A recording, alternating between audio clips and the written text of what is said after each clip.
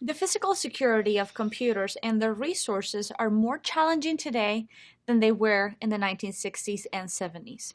In those days, computers were mostly mainframes locked in server rooms, and only a few people knew how to use them. Hard to imagine, right? Today, nearly everyone has access to at least one computer, and devices and resources are everywhere. Yeah, and companies have several server rooms and remote access to computers and servers, and mobile users use resources out of the facility. It's a total difference, right? So it's an overwhelming task to many organizations and companies to protect these facilities, computer systems, networks, and employees. Physical security threats to companies include interruption of services, theft, fraud, sabotage, vandalism, and even accidents. These are raising costs for many companies because environments are becoming more and more complex and dynamic.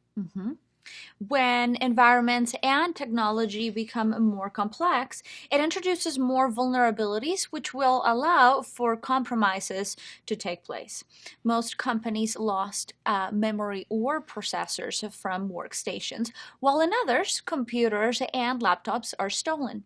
There are worse cases where companies have been victims of more dangerous crimes, such as robbery at gunpoint, shooting by a disgruntled employee, anthrax, bombs, and terrorist activities. So it is very important to maintain physical security, to say the least. Yeah. Many thefts and deaths could be avoided if organizations were to implement physical security in an organized, mature, and holistic manner. Most people are not aware of many of the crimes which happen every day. Many people also are not aware of all the civil lawsuits if organizations not practicing due diligence and due care pertaining to physical security.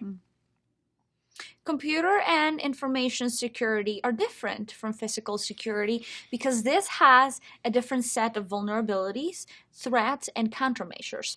Physical security is concerned with destruction of physical property, environmental issues, theft, vandalism, and intruders.